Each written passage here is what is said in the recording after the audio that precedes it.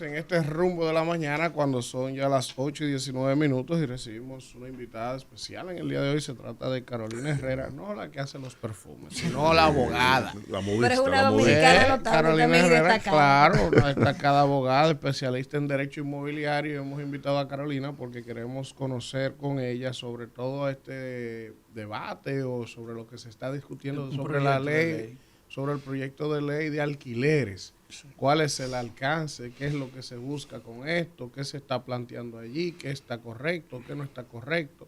Así que vamos a conocer y la gente debiera poner mucha atención porque la mayoría de la gente en este país vive alquilada, ¿verdad? Así es. Exacto. Entonces, gracias Carolina por estar con nosotros en el rumbo de la mañana. Muchísimas gracias, Elvin, por la invitación. De manera muy especial a mi querido y estimado amigo Víctor Villanueva, Tanira, Alfredo. De verdad que es un placer estar aquí compartiendo con ustedes. Placer es nuestro. Y Para nosotros. brindar un poquito de luz acerca de este proyecto de ley, que era más que necesario, ya que el derecho de alquiler, lo que tiene que ver con el control de alquileres y desahucios en nuestro país, pues tenemos una ley que data del 1955, o sea, ya bastante obsoleta, que fue amparada por un decreto del 59, igual de viejo, y un decreto, o sea, que llama mucho la atención porque fue dictado en un estado de emergencia en el 59, en el tiempo de Trujillo.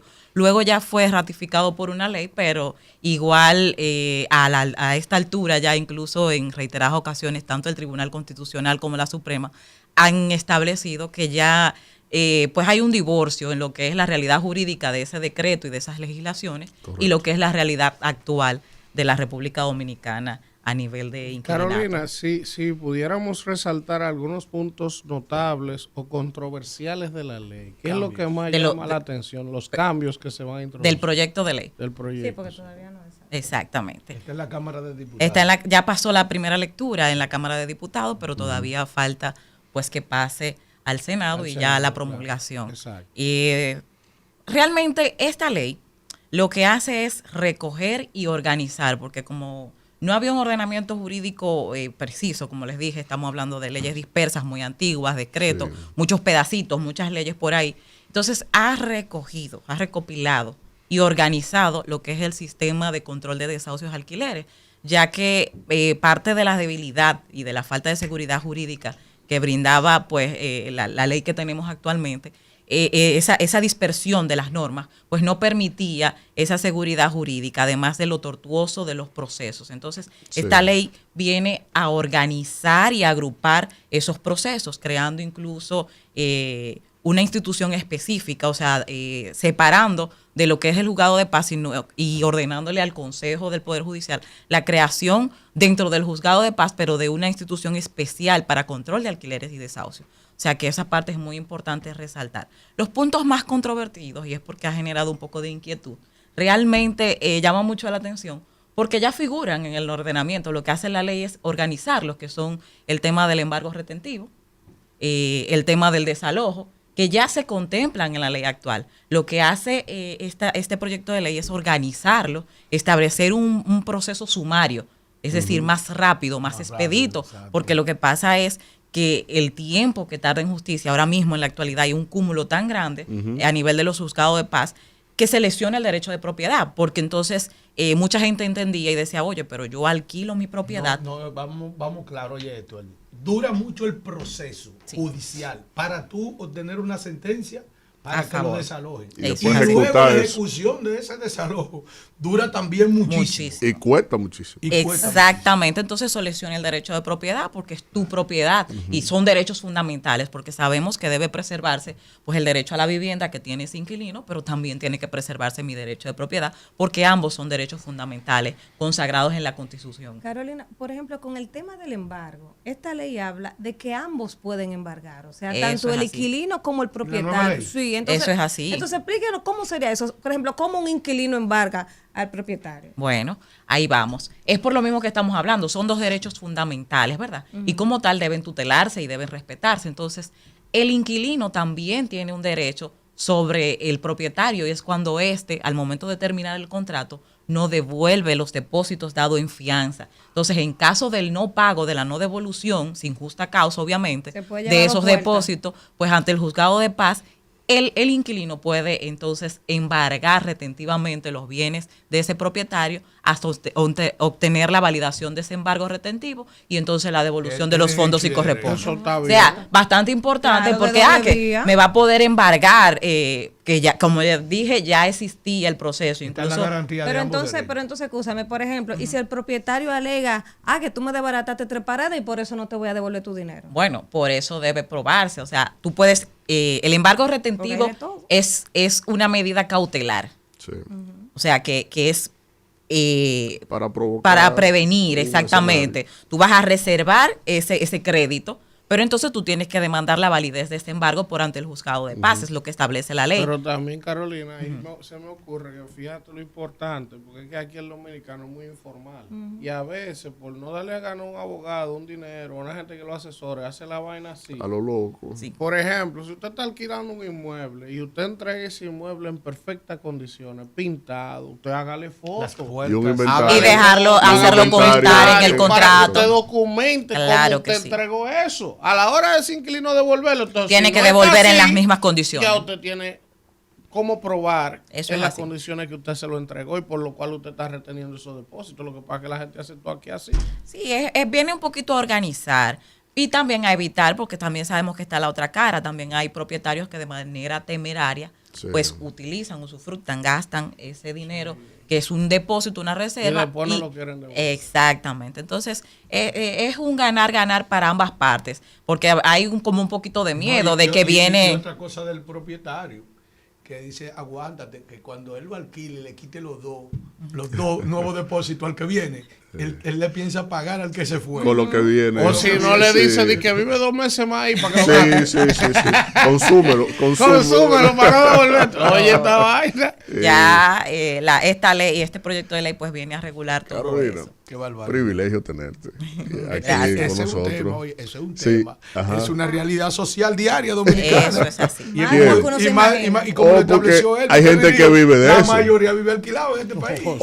O del alquiler, como casero, hicieron su inversión, su edad productiva, tienen 2 setos, 2 habitaciones por ahí. En España le decimos piso. Piso, le decimos. Y madrileño. Viene a suplir el déficit habitacional que todavía tenemos en el país. Hay una estadística de cuántas personas, escúchame, Víctor, de cuántas personas viven alquiladas en el país. Esa estadística no la manejo, pero sí sé que el déficit habitacional en el país, los últimos datos del 2022 daban de más de 1,5 millones de viviendas. O sea que es un número bastante porque esas personas en algún lugar viven. En cualitativa, en vivienda cuantitativa, perdón. Sí. Es el déficit por año de este país. Exacto. Ahora, me preocupan 2 cosas. Pero espérate, Víctor, porque eso es interesante. No, eso hay que aclararlo. No, pero es a ti que te voy a preguntar. No es a él, no es a él, porque esto es un debate. Ese 1.500.000 viviendas de déficit por año. Cuantitativo, no. No por año. No. Acumulado. Por año son más de 84,000 unidades por año. Pero para que quede claro a la gente. Sí. Por año son 84,000 viviendas, ¿verdad? Un déficit. Pero, ¿qué quiere decir eso? ¿Que la gente no es propietaria de su vivienda o que tiene dónde vivir? No, que eso es lo importante, surge una nueva familia o un ente o un mayor de edad que reclama, que requiere, que necesita una habitación. Condición, sea en alquiler o como propietario. Entonces, el déficit del país está por encima habitacional, correcto, que se divide en 2, cuantitativo en volumen, cualitativo en calidad, es decir, lo que vive en piso de tierra, etcétera. Exactamente. En cuantitativo, 1 millón y tanto, 1.500.000 y tanto. Exacto. Sumado a lo cualitativo, sobrepasa, es el doble de eso. Sí. Y por año, lo que se tiene proyectado con las estadísticas del país es que más de 80,000 por año se agrega. Entonces, ¿cuánto construye el gobierno? Bueno, esta administración, para que usted tenga una idea, solo ha incentivado 7,000 unidades. Entonces, 7,000 versus 84. Eso entre los dominicanos y entre los extranjeros. Eso es llenar una cubeta escupiendo. Eso es pírrico desde el punto de vista de la unidad que crea el gobierno unidades públicas, pero privados se generan mucho. Lo privado si acaso sobrepasa un poco lo que construye el gobierno. No es igual, no se genera la... Entonces, porque hay uno de los problemas de esa ley, no es la ley, el proyecto de ley, es la misión del Estado, porque cuando se pone a operar una ley de control de alquileres, lo que el gobierno hace es, o las autoridades públicas, incluyendo las alcaldías, es que establece entonces una vivienda de fin social. Pero aquí no hemos topado con la realidad que el gobierno que lo que ha fomentado es fideicomisos. Para, sí, pero Juan Bosch, entonces el fideicomiso de vivienda fue tremendo. Sí. Perdón, la ciudad Juan Bosch fue tremendo modelo. Es decir, aunque el agua esté llegando sucia, aunque se la hayan comido completa. Y lleno de haitianos. Exacto, hay una afectación en cuanto a la población que la ha ocupado. Eso era un proyecto modelo. Correcto. De una aleación, una asociación entre el sector público y el sector privado. Exactamente. Correcto. Entonces, no hay una vivienda de fin social donde se le entregue al ciudadano para que el ciudadano la viva con un compromiso, 20 años, una cuota básica, etcétera, etcétera, y si supera su condición de vulnerabilidad, la entregue y venga a otra familia. Eso aquí, esa mecánica aquí no existe. Ahora, se intentó implementar a través del INVI y demás instituciones, pero realmente ha quedado en desuso. Ahora bien, Carolina, vivimos en República Dominicana. Esto es RD. Yo estoy a favor de todo lo que contiene esa normativa. Ahora, la creatividad nuestra sobrepasa hasta la de Julio Verne. Entonces, uno tiene aquí que si yo voy a tener una vivienda alquilada contigo, entonces, ¿cómo la ley evita que se festine el tema del embargo? Porque es una práctica que hasta por medalaganería o cualquier elemento yo puedo ir en contra de alguien. Hay elementos creativos, no por eso. Asociadores, delincuentes que viven de eso. O sea, ¿cómo se viabiliza rápido el embargo? Exacto. ¿Cómo es el régimen de garantía para que no sea un festín de abuso? Fíjate, parte de las ventajas que trae este proyecto de ley, como ya había dicho, es que al ser un proceso sumario, todos los plazos pues se acortan. Entonces, aunque tú vas a tener la ventaja, sea tanto como inquilino como propietario, de poder interponer sin necesidad de acudir ante el juez, simplemente con tu contrato de venta, con tu contrato, de alquiler y la notificación de interponer un embargo retentivo, pues los mismos plazos que te da esta nueva ley para conocer de la ejecución de ese embargo, pues es la garantía que haría que el plazo sea corto, o sea que en un corto plazo, si no tiene méritos ese embargo retentivo, pues inmediatamente quede sin efecto. Esas serían partes de las garantías.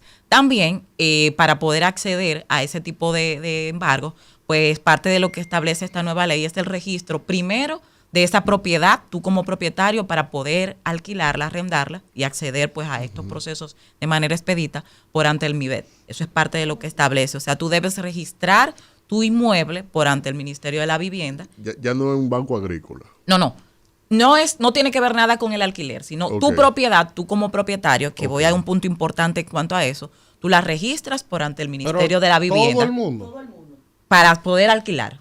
Después que se apruebe la ley. Exactamente. Tú quieres alquilar, arrendar de manera correcta, conforme a derecho, ¿verdad? Entonces tú debes registrar tu inmueble por ante el MIBET. Luego entonces que tú celebres ese contrato, que es la forma correcta en la que debemos alquilar, arrendar, lo correcto es, porque las palabras, el contrato verbal tiene fuerza de ley, también lo tiene, pero lo que está escrito está y tiene mayor peso a nivel probatorio inclusive. Entonces lo correcto es que al momento de usted alquilar su propiedad, pues usted proceda a realizar un contrato de alquiler. Entonces, ese contrato de alquiler mantiene, aunque yo no estoy muy de acuerdo con ese punto, mantiene la obligatoriedad de registro y de depósito de esos valores entregados en garantía por ante el Banco Agrícola. Entonces, se mantiene esa parte. Entonces, pero ¿y por qué en el Banco Agrícola? Que yo nunca entendí. Ahí es donde yo digo, ¿qué tiene que ver el banco? La ley lo establece. La también. Exactamente. Eso es lo que me sorprende, porque incluso tenemos una sentencia del Tribunal Constitucional del 21 que establecía que las razones por las cuales se estableció en ese momento, en el 1959, en el decreto, que debían realizarse los depósitos, eran a los fines de incentivar y de fomentar el ahorro en el Banco Agrícola por una situación particular de ese momento. Había un estado de emergencia en ese momento. Entonces, me sorprende que esta nueva ley, ya 2024, mantenga cuando realmente no sustenta, porque en el mismo cuerpo de la ley no se sustenta, cuál es la necesidad de tener esa y de mantener esa obligatoriedad. Eso es una gran pregunta. Sí, realmente. ¿Y por qué no lo ponen en reserva, por ejemplo? A mí me sorprendió bastante. Porque el Banco Agrícola tiene un fin social específico, necesita capitalización permanente. Pero es mi propiedad mía. Te estoy Pero diciendo. ¿y por qué el Estado me tiene que obligar a mí a que yo tengo que depositar que tiene un fin social pero eso es problema del Estado? Por eso es una de las cosas que más se ha burlado de la normativa vigente. El tema del Banco Agrícola, porque también se hace anacrónico. El Banco Agrícola no está en el país entero. ¿Cuál es la naturaleza del Banco Agrícola? Vamos a ver. ¿Cuál se supone que es? Fomento a la actividad agraria. Agraria, ¿verdad? Sí. Y esto es una actividad inmobiliaria. Entonces eso no tiene que ver con eso. Los terrenos inmuebles. Profesor, esos terrenos no son del Estado. En los arrendamientos de terrenos. Pero usted paga un IPI, usted paga un IPI, por eso usted paga un impuesto. No, yo entiendo que habría que dividir, pero ya eso lleva una dinámica ahí. Pero los terrenos con vocación agraria sí pueden tener esa jurisdicción. Esa obligatoriedad. Exacto. Propiedades con pero vocación a nivel rural, agrícola, a nivel, yo realmente. con vocación agrícola, naves industriales, vocación agrícola. Eso sí vaya al Banco Agrícola. Pero lo que es el sector de vivienda, inversión, zona urbana. Porque ya hay una lógica de inversión, que ese es otro problemita que tiene el país. Ya la titularidad es un mecanismo de inversión. Ya no hay una función social del alquiler para satisfacer a alguien. Entonces, perímetro central, $, duro. O sea, hay que buscar $1,500 para tú conseguir 2 o 3 habitaciones. A partir de ahí. Y si no, te vas a tener que ir hacia las afueras para conseguir algo del equivalente a $400, $600. Entonces, eso es un punto que se tiene que pensar, porque tampoco puede generar un estallido fuerte, una presión fuerte en términos del mercado. No, pero sobre todo por un elemento que nosotros no hemos discutido aquí. Si somos objetivos, sin ánimo de, ¿verdad? Pero ¿cuál ha sido el manejo de los últimos incumbentes del Banco Agrícola? ¿Qué se habla de lo que pasa en el Banco Agrícola? Chuba que ya está para Nueva York. No, pero no me refiero a eso, porque Chuba es productor de toda la vida, pero vamos pero él no a los chelito cuestionamientos que hay en torno al manejo de los fondos. Entonces tú me estás pidiendo a mí que yo en mi propiedad privada, que me ha costado toda mi vida tener todo mi esfuerzo, yo te vaya a poner a ti en la mano 3 depósitos de $1,500 en el Banco Agrícola. Dos depósitos, importante, que eso es parte de lo que regula la ley. Yo saber el manejo adecuado que tú le estás dando a esos fondos. No, porque el banco, vamos a ver, no tiene un afán financiero como las demás entidades. Su naturaleza, del Banco Agrícola, no es una naturaleza de rentabilizar el dinero. Es como un tercero imparcial que me va a dar garantías si yo tengo que reclamar, embargar o ejecutar, sea el inquilino o propietario, esa transacción que está registrada ahí.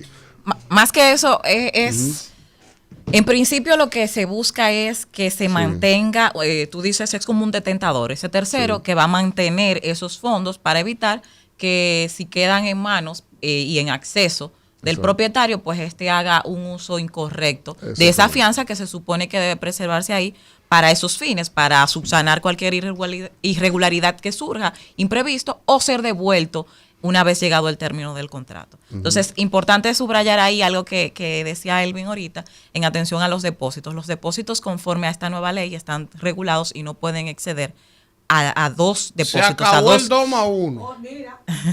O 3 más 1.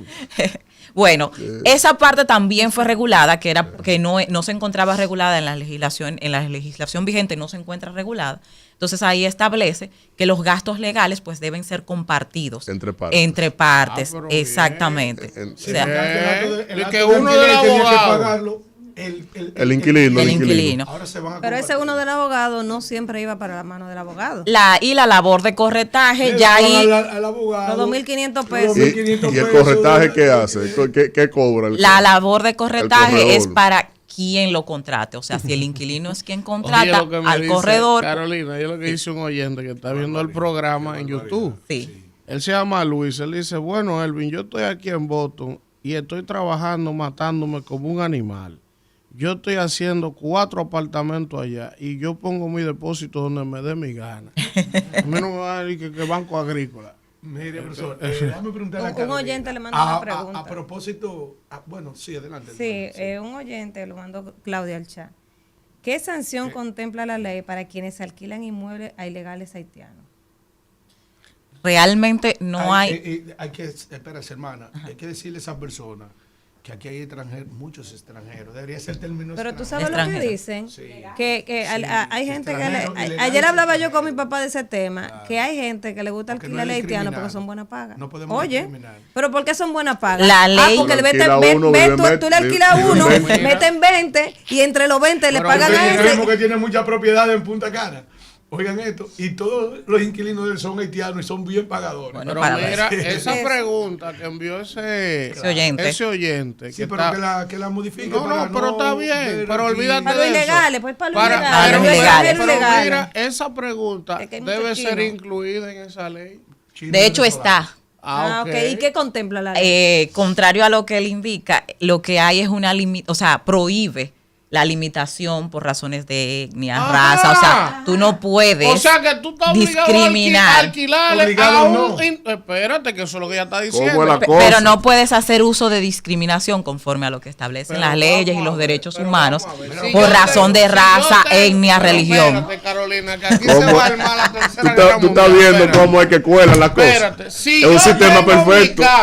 Mi casa mía que la compré yo con mi esfuerzo. Y el Estado a mí no me dio un peso. Y vino un mesier. Y vino un mesier, un colombiano, o un colombiano, o un venezolano. O una venezolana. Alquilarme ese apartamento a mí. Y a mí me da la gana de no alquilárselo. ¿Qué pasa?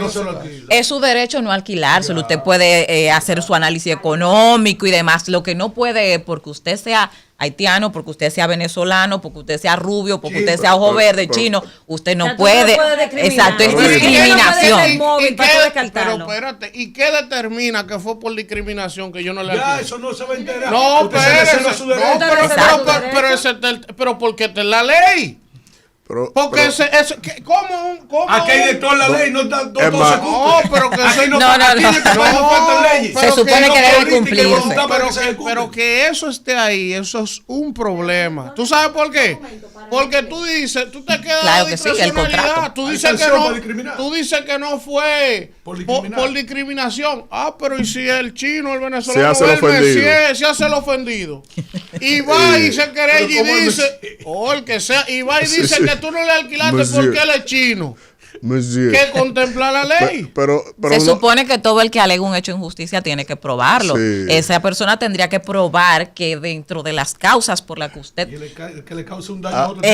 Ahora. Usted lo rechazó, hubo discriminación. Déjame darte otra experiencia. O sea, que yo tengo la posibilidad de ser sancionado por yo no alquilarle mi casa a quien me da mi maldita gana. Déjame darte otra experiencia. Yo tuve que buscar alquiler. Hace 2 años.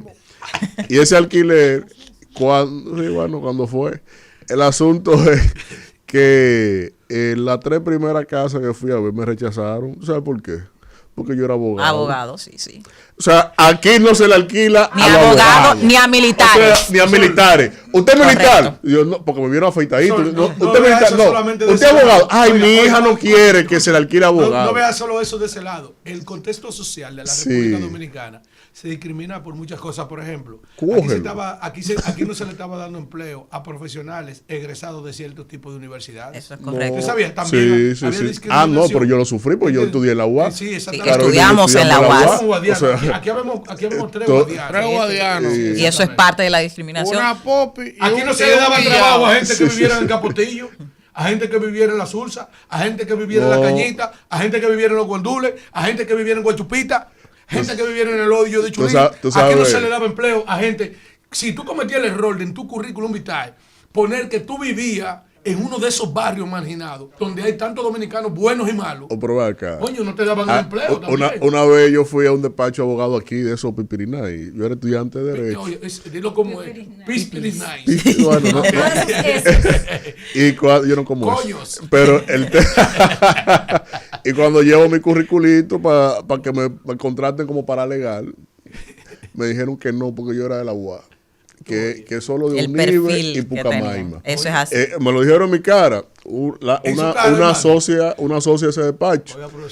Pero resulta que como 6 años después nos vimos en los tribunales en una audiencia arbitral y ahí yo conseguí después en lo jurisdiccional que se le anulara un laudo con unos argumentos que solo una cabeza como la mía en ese tema podía dar.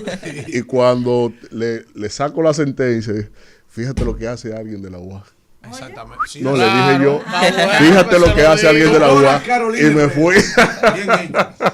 Este príncipe del cual, este linaje de Yaguate, esta realeza de Yaguate, que se gasta en este país, comió mucho cajuil en la UAS. Y mucho mango. Dulce y con sal. Y diste granilla 501. Los cajuiles de la UAS. No había tiempo para eso. Sí, los cajuiles de la UAS. Hay mucho, Claudia, tú.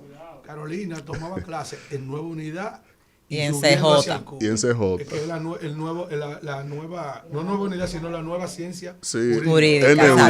NU. Que de nueva ya no tiene nada, pero esa era la nueva. Ahí me di en trompa mía debajo de una escalera un día, que eso no tuvo más de René, que fue René, peleando por mar y que usted nunca servió. Oiga, por unos odios comunistas. Yo salgo afuera, tengo clase de profesor de filosofía y veo este rebú y son 3 tigres que tienen a René debajo de la caja de la escalera. Y yo entré como el terrible veneno, di un machetazo uno en el pecho.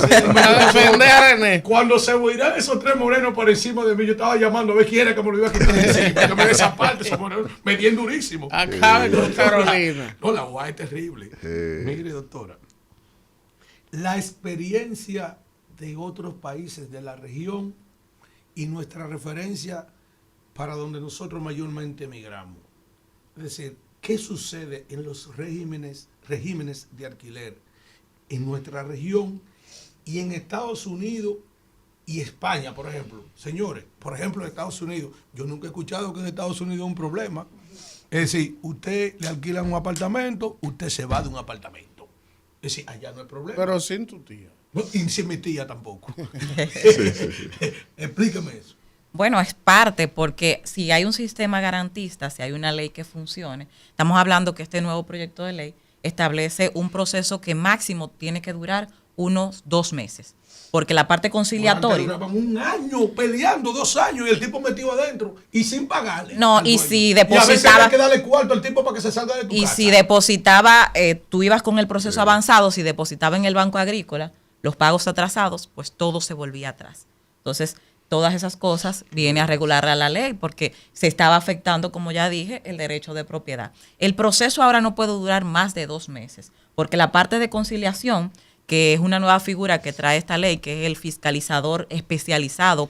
Y un tribunal especializado, una jurisdicción especializada dentro del mismo juzgado de paz, pero una jurisdicción especial para el control de alquileres y desahucios. Entonces se comisiona tanto al Consejo del Poder Judicial como al Ministerio Público. Ahora que tengo una que tú no sabes. Yo tengo otra. Cuando tú vienes y que, oiga esto, cuando tú crees que las cosas van bien, que vamos a aprobar una ley, oiga lo que me dijo mi papá este fin de semana. ¿Qué le dijo? Mi papá fue juez. Y cuando mi papá era juez, había un juez en Palenque de paz. Sí. Había un juez en Cambita de paz. Había un juez en Villa de paz. Ahora en la provincia de San Cristóbal hay un juez que se va de gira. Y que hay un juez que va a Yaguate cada 3 meses. Oye cómo ha avanzado el Poder Judicial en manos de estos tunantes que están ahí, oye.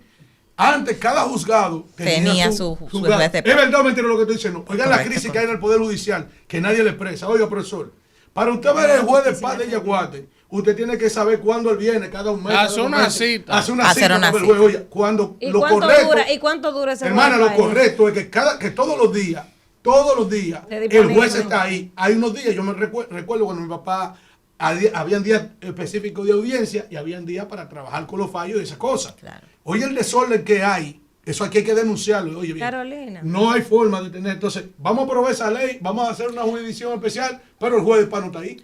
Carolina. Esperemos, y es lo que tenemos fe, porque si no se aplica, es letra muerta y nada vamos a hacer. Que realmente el Poder Judicial tiene 2 años, después de promulgada la ley, para regularizar esa parte. El Consejo del Poder Judicial tiene 2 años y el Ministerio Público tiene 1 año para la figura de lo que es el fiscalizador. Lo mala paga le quedan 3 años. Y también la ley contempla contempla después de promulgada, sí. No, la ley contempla en ese tenor. Los tigres preparan peo químico. Discúlpeme, aquí desalojo forzoso por abuso. ¿Qué se justifica dentro de la ley lo penaliza? Carolina, ahora eso en ese sentido, ilegales. Hablando de mala paga, usted sabe que a veces el propietario le dice al inquilino, mira, necesito mi casa. En 2 meses, tiene 2 meses. Y llegaron los 2 meses. Entonces, ¿qué contempla la ley? O sea, ¿hasta qué fecha tiene ese inquilino para entregar esa casa? O sea, yo la necesito en 2 meses, pero el tipo no tiene... La ley dice... ¿Qué dice la ley? 30 días. No, pero, ay, si yo no me voy. Y si no tengo dónde irme, ¿qué hago? O sea, ¿qué dice? Precisamente. El desalojo forzoso. Está el contrato, que se supone que tiene un término. Hay también unas causas especiales por la cual podría terminarse si usted la alquila, si hace un uso ilícito, un uso indebido o distinto. Entonces, esas son las razones por las que usted puede terminarla. Inmediatamente, yo como propietario notifico. La ley de manutención no coge esa. Y que usted no trabaja, ese muchacho hay que mantenerlo. Pero le dan 2.500 pesos. Sí, no coge esa, la ley de manutención. Inmediatamente usted le notifica al inquilino que usted quiere dar por terminado ese contrato. Ahí es que viene la ley, la aplicación y el juzgado de paz. En caso de que ese inquilino entonces no haga porque lo ideal y lo idóneo es que de mutuo acuerdo yo le digo a usted, miren, no vamos a renovar el contrato, vamos a dar por terminado ya este contrato y usted desaloje la casa. Si usted no lo hace, ahí es que entonces entra la aplicación de la ley, porque primero tenemos que ir a la fase de conciliación por ante el fiscalizador, que tiene un plazo de 1 mes para resolver, dirimir la situación con un acto de acuerdo o de no acuerdo. Entonces, inmediatamente entregado ese acto de acuerdo, pues se ejecuta. Si es un no acuerdo, pues entonces inmediatamente procede a iniciar la demanda por ante el juzgado de paz correspondiente, que tiene también un plazo para conocer la demanda y para dictar sentencia de 1 mes. O sea, se supone que una vez pasado ese evento, usted tiene 2 meses inmediatamente hace esa justicia para usted sacar a esa persona. El plazo máximo se supone que debe ser de 2 meses. Y con las garantías que le da el embargo retentivo, pues se supone que usted también va a poder cobrar ese dinero en caso de que ese inquilino haya dejado de pagar. Carolina, finalmente, sí, ¿hay alguna tabla para los precios de alquileres? Por ejemplo, en mi edificio hay 3 apartamentos disponibles. La de la segunda lo tienen 50,000, la de la quinta lo tienen 70. O sea, ¿hay alguna tabla o eso es a lo que yo quiero? La ley vigente establecía un control de precios, pero la nueva ley quitó eso y lo dejó a criterio de las partes. Las partes acuerdan cuál es el precio del mercado y firmamos un acuerdo y usted lo acepta. Pero regularmente eso es un precio de mercado por zona. Sí, realmente. Por zona. O sea, en la Colombia, usted tiene un estándar. Que usted tenga. Pero hay gente que pone unos precios. Incluso en materia inmobiliaria sucede mucho eso, que hay personas que en una locación X hacen una edificación que sale de las características generales de la locación y luego tiene que bajar el precio, porque aunque la vivienda ofrece más, la zona no le permite un mayor precio. Yo a mi cliente le digo, no, alquile con mueble, porque si lo hacen amueblado, y ponga cerradura electrónica. Sí. Alquile con muebles, cerradura electrónica, se retrasó, bloquear eso, llámeme. No. Por eso Esas son medidas arbitrarias. Eso no es arbitrario. Hay que vacunar. Eso no es arbitrario. No, ¿quién? Porque aquí hay mucha gente. Son realidades. Gente muy malvada. Y también, si son extranjeros, su garante local con una tarjeta de crédito en la mano. Es la triste historia. Es muy importante que tú trajes eso a colación, porque estas debilidades que tiene la ley, este desorden, ha permitido que incluso personas de humildes recursos, sobre todo con derechos no registrados, con ocupaciones, pierdan el derecho de propiedad. Una persona, por ejemplo, que tiene una mejorita no registrada, la alquila y la ha perdido en manos de inquilinos. Así es. O sea que también es importante. Exactamente. El tema del registro por ante mi web me parece a mí que es bastante garantía. Sí, porque la puedes registrar. Usted busca lo que es el cintillo catastral en catastro y con esa documentación puedes registrar. Porque realmente es muy cuesta arriba, sea de la forma que sea que usted tenga un inmueble, si no lo tiene regularizado, que es la realidad de muchas zonas de este país a nivel nacional, pues que usted por un vivo que usted le alquiló, se supone con un contrato donde sea verbal o sea por escrito, donde él iba a gozar de la vivienda, a raíz de un pago, pues que usted pierda esa propiedad que usted adquirió con sacrificio. No, o sea pero que yo no la pierdo. sí, hay casos en la que tristemente... Porque no tienen hijos, varones.